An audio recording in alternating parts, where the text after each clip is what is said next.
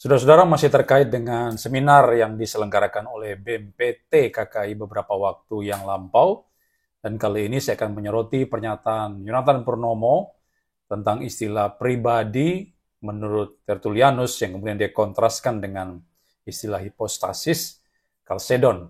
Namun saya tidak bicara tentang hipostasis, tapi akan melihat secara khusus istilah pribadi yang menurut Dr. Yonathan Purnomo itu salah. Nah, coba kita melihat video berikut ini. Salah besar. Oke, ya. Saya kasih kesimpulan. Karena waktunya juga sudah jam berapa ini? Sudah 1,5 jam saya ini ya. Ya, sudah 1,5 jam saya. Saya tambah sedikit, minta waktu sedikit Bapak sekalian. Perhatikan ya. Perbandingan pribadi. Anda lihat di sini. Tertullianus dan hipostasis Chalcedon. Persona, prosopon, persona itu bahasa Latin, prosopon itu bahasa Yunani, pribadi bahasa Indonesia. Dapat dibedakan, dapat dibagi, dapat dipisahkan. Makanya, Yesus itu bisa dipisahkan, walaupun di dalam teorinya, Tertullianus, dia bilang gini, tres personae una substantia, discreti non separiti, bisa dibedakan tapi tidak bisa dipisahkan. Bisa, buktinya orang-orang dari Tritunggal yang dari Tertullianus, nggak semua ya, sebagian. Jadi Anda jangan marah sama saya ya. Ada yang bilang gini, itu contohnya itu. Waktu Yesus di kayu salib, dia bilang, Bapa, kenapa kamu meninggalkan aku? Dan itu sebagian orang meyakini seperti itu, walaupun sebagian lain dari Tertullianus tidak begitu, Bapak-Ibu sekalian. Ya. Saya nggak bilang semua, ada yang begitu, ada yang tidak, betul kan? Makanya ribut semua soal ini.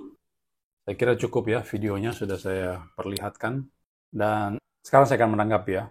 Jadi menurut Yonathan Purnomo, kata persona atau prosopon atau pribadi, itu menurut Tertullianus itu dapat dibedakan, dapat dibagi, dan dapat dipisahkan ya. Dan dia mengatakan walaupun di dalam teorinya Tertullianus bilang tres personae una substantia, discreti non separati, bisa dibedakan tapi tidak bisa dipisahkan. Dan Yonathan Purnomo membantahnya sendiri, dia bilang bisa. Buktinya ada orang-orang Tritunggal dari Tertullianus yang nggak semua, dia bilang. Ada yang bilang begini, Yesus di kayu salib bilang pada Bapa, kenapa engkau meninggalkan aku?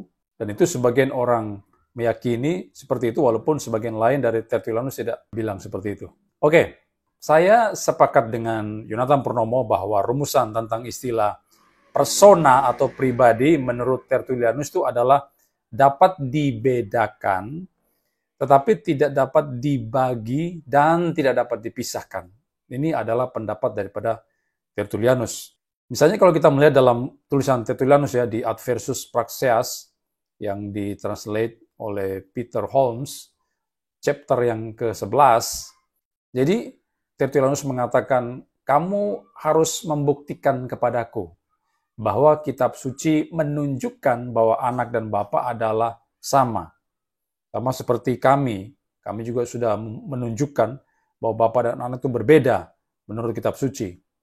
Aku mengatakan, nah Tertullianus bilang begini, aku mengatakan berbeda ya bapa dan anak itu, tetapi tidak terpisah. Nah, di sini konteksnya Tertullianus sedang menunjukkan identitas antara bapa dan anak, di mana posisi Praxeas itu terlihat penuh dengan kebingungan dan absurditas. Kemudian Tertullianus melawannya dengan berkata, kamu harus membuktikan kepadaku bahwa kitab suci menunjukkan anak dan bapa adalah sama. Lalu dia mengatakan bahwa kami menunjukkan bapa dan anak itu berbeda. Ya, berbeda secara pribadi. I say distinct but not separate. Aku mengatakan berbeda bapa dan anak itu, tetapi tidak terpisah. Ini kalimat dari Tertullianus langsung ya.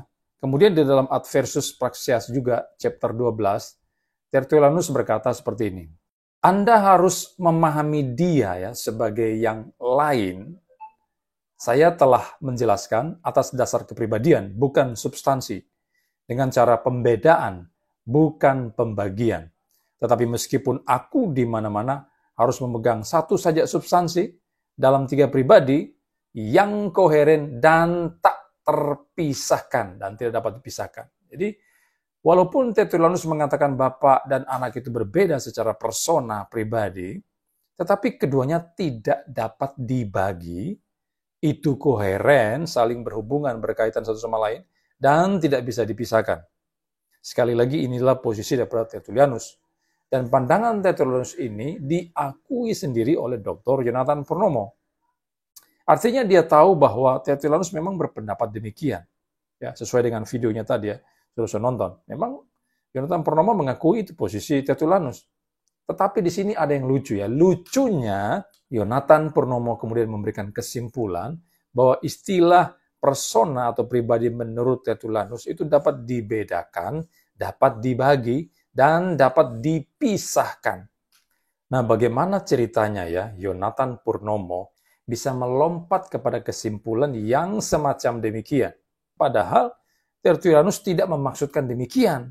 Ternyata setelah saya menyimak pemaparannya, dia menyimpulkan demikian itu dikarenakan ada orang-orang Trinitarian yang merupakan pengikut Tertullianus yang memahami demikian. Yonathan Purnomo kemudian memberikan contoh, pada waktu di kayu salib, dia bilang, Bapa, kenapa kamu meninggalkan aku? Dan disitulah kemudian Purnomo menarik kesimpulan bahwa menurut Tertullianus, pribadi-pribadi di dalam Allah Trinity itu bisa dipisahkan, bisa dibagi. Astaga. Ini sebuah kesalahan logika ya, yang melanggar hukum kontradiksi atau law of contradiction. Itu adalah aturan yang menyatakan bahwa tidak mungkin sesuatu itu pada waktu yang sama adalah sesuatu itu dan bukan sesuatu itu. Maksudnya mustahil ya. Sesuatu itu adalah hal satu dan bertentangan pada waktu yang bersamaan.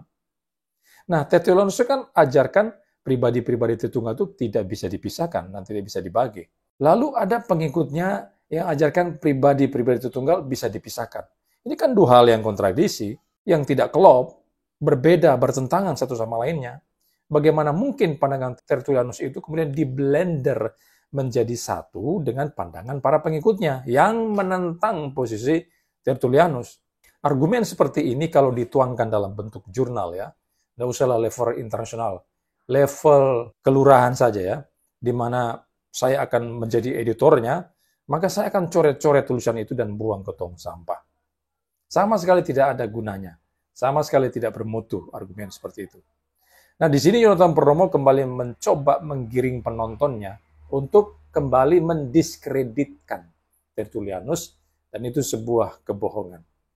Sekarang saya tanya, apa tujuan Dr. Yonathan Purnomo menciptakan kebohongan semacam demikian?